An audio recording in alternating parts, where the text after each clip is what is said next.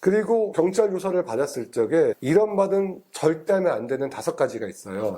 제가 따로 정리해 왔는데 첫 번째, 사기꾼이 처음부터 나를 속이려고 한 것이 아니다. 두 번째, 고소를 통해서 돈만 받으면 된다. 이 말 절대 하시면 안 됩니다. 이건 민사에 해당되는 내용이고요. 세 번째, 단순히 돈을 갚지 않아 고소를 한다. 감정적으로 대처한다는 뜻이잖아요. 네 번째, 사기꾼에 대한 분노와 원망 때문에 고소를 한다. 다섯 번째, 사기꾼에게 돈을 받으면 수사 중이라도 고소를 취소할 것이다. 이 5가지 발언은 절대 하시면 안 됩니다. 왜 안 되는지 알 수 있을까요? 이 말을 하게 되면은 경찰이 수사를 성의있게 하지 않고 어차피 지금 감정적인 것이다. 이 사람은 돈만 받으면 수사를 안 할 것이다. 왜냐면 이 사람들은 수사를 한 번 하려면 경찰이 되게 몇 달씩 하거든요. 저 같은 경우는 6개월 걸렸어요. 사기꾼이 구속되기 전까지. 그리고 6개월 지나서 이제 기소 여부가 판단되는데 이런 내용이 하나라도 있게 되면은 어차피 수사 중간에 멈추거나 고소를 취하할 수 있다라고 오해 아닌 오해를 할 가능성이 높기 때문에 만약에 수사관이 혹시 돈 갚으면은 소송 취하실 거예요? 그러면 어떻게 얘기해야 돼요? 안 할 거라고. 끝까지 간다. 네, 끝까지 간다. 이렇게 말씀하셔야 돼요. 좋은 질문 해주셨는데요. 대부분 경찰서 가면 저 돈만 받으면 돼요. 이렇게 말씀하신대요. 그리고 처음부터 이 사람이 나를 속이려고 접근했다. 이렇게 말을 해야지. 아까 처음 말씀드린 것처럼 사기꾼이 처음부터 나를 속이려고 한 것은 아니다. 이렇게 얘기하면 절대 안 되는 거죠. 그래서 요 5가지 발언은 절대 하시면 안 된다는 너무 거. 꿀팁이네요. 경찰 조사받고 이제 연락이 가니까 가해자가 연락이 왔어요. 겁먹은 목소리로 제 이름을 부르면서 근데 저는 그냥 바로 끊어버렸죠. 어차피 거짓말이니까요.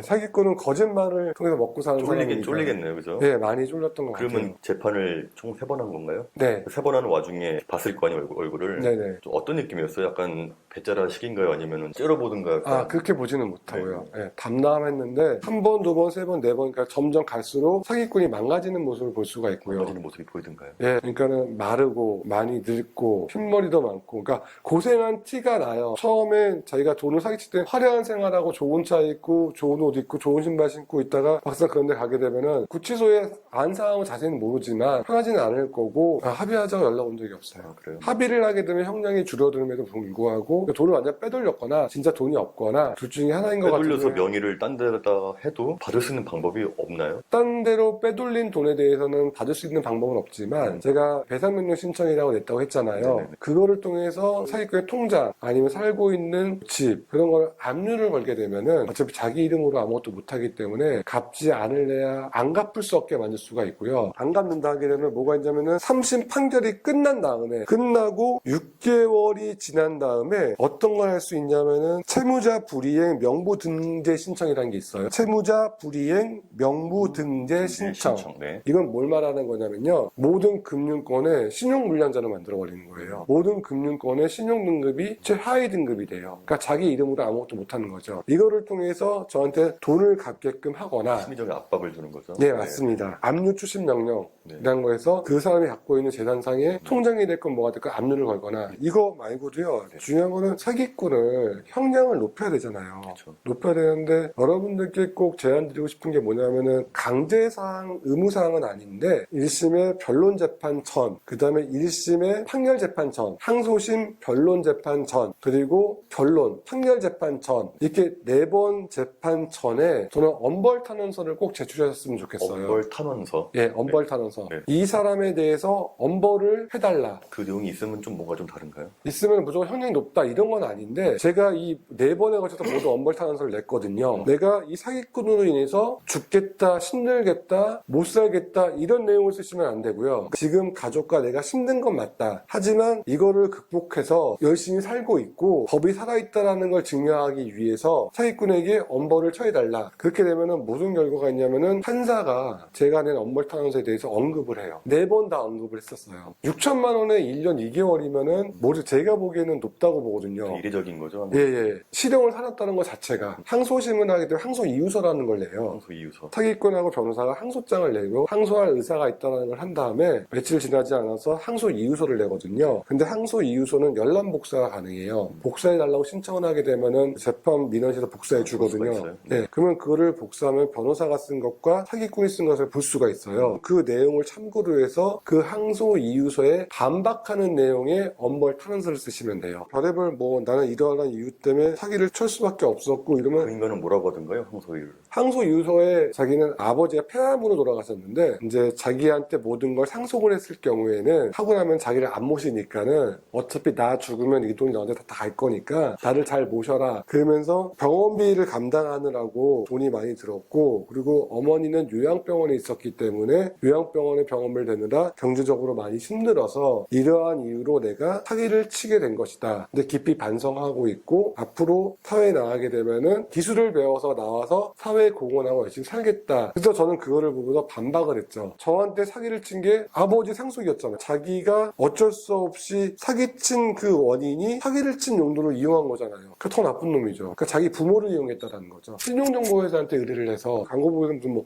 고려신용정보 무슨 신용정보 광고 나오잖아요. 그쪽이 채권 출신이라고 해서 그 돈을 받아내주는 곳이거든요. 그래요? 네, 제가 알기로는 이제 의뢰해서 압류를 걸기 위한 절차가 한 33만 원 정도 내게 되면은 그래요? 그 대신 이제 그 배상명 신청서가 있어야 되는 거죠. 그렇죠. 근데 배상명령 신청을 냈다고 해서 다 배상명령 그 금액을 다 받아낼 수 있는 건 또한 아니에요. 네. 네, 보통 기각되는 경우도 많아요. 그때 그럴 경우는 이제 민사로 가는 거죠. 사기는 뭐 똑똑하다고 안 당하고 그쵸. 멍청하다고 당하고 이런 게 아니에요. 신뢰를 바탕으로 오기 때문에 나의 무지로 인해서 당하는 게 사기라고 저는 생각하거든요. 감독대리님 영상 보게 되면 늘 반복적으로 말씀하신 것 중에 하나가 세상에 공짜는 없다.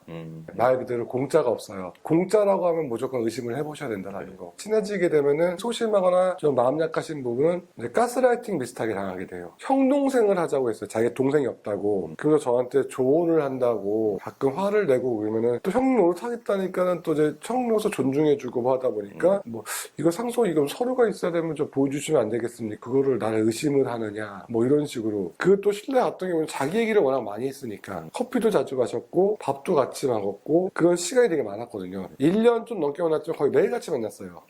그 사람은 처음부터 사기치려고 접근했을까요? 아니면은 사기쳐도 되겠다 싶으니까 사기쳤을까요? 저를 처음부터 사기치려고 접근한 게 맞아요. 그런 것 같아요. 네, 운동을 하면서 괜히 바쁘다 왔다 갔다 하고 뜬금없이 자기가 상속받는 국세청에서 보내온 상속 문자를 보여줬거든요. 얼마 상속된다. 만든 건가요? 네, 다 만든 거예요. 물론 그게 결국 결정적인 증거 자료가 됐지만 돈도 돈인데 이게 정신적인 데미지가 크겠네요. 저는. 그쵸. 예. 좀 억울했던 거는 차라리 그 돈을 빌려달라고 했다거나 이런 거 아니라 자기가 다 무슨 선물을 해주겠다. 처음에 저한테 고깃집을 차려주겠다 했어요. 근데 장사도 제가 경험한 적이 없는데 본인이 고깃집도 다 알아봐주고 막 이랬었거든요. 그거 됐다고 하고 벤츠를 사주겠대요. 차를. 왜냐면 자기가 이제 그 신용정보회사를 만들 거니까 신용정보회사 대표로서 좋은 이미지는 아니다. 그러니까 차라도 줘야 된다. 같이 사업하자는 게 신용정보회사였거든요. 그래서 됐다. 나는 차 있으니까 필요 없다. 다 거절했거든요. 그러니까 화를 내는 거예요. 내 돈 갖고 내가 사주겠다라는데.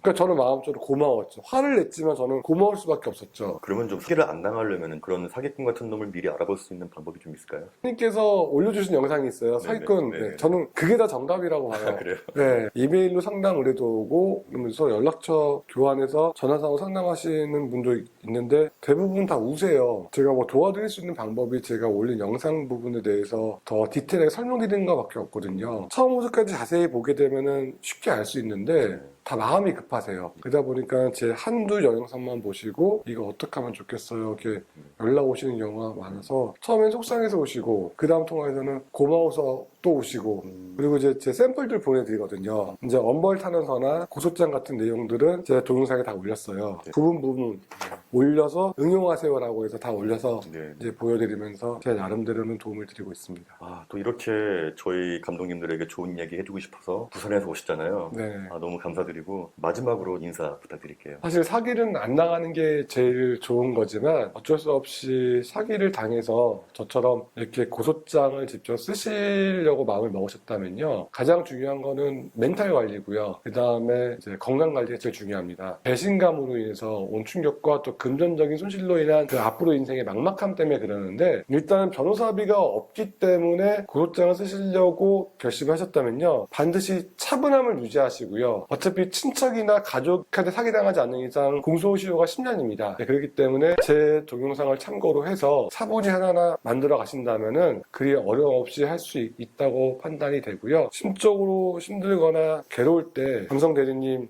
사이트 보시게 되면은 큰 위로 되니까요. 모두 건강하셨으면 좋겠습니다. 감사합니다. 네, 고소혜님이었습니다. 감사합니다. 네, 감사합니다. 감사합니다.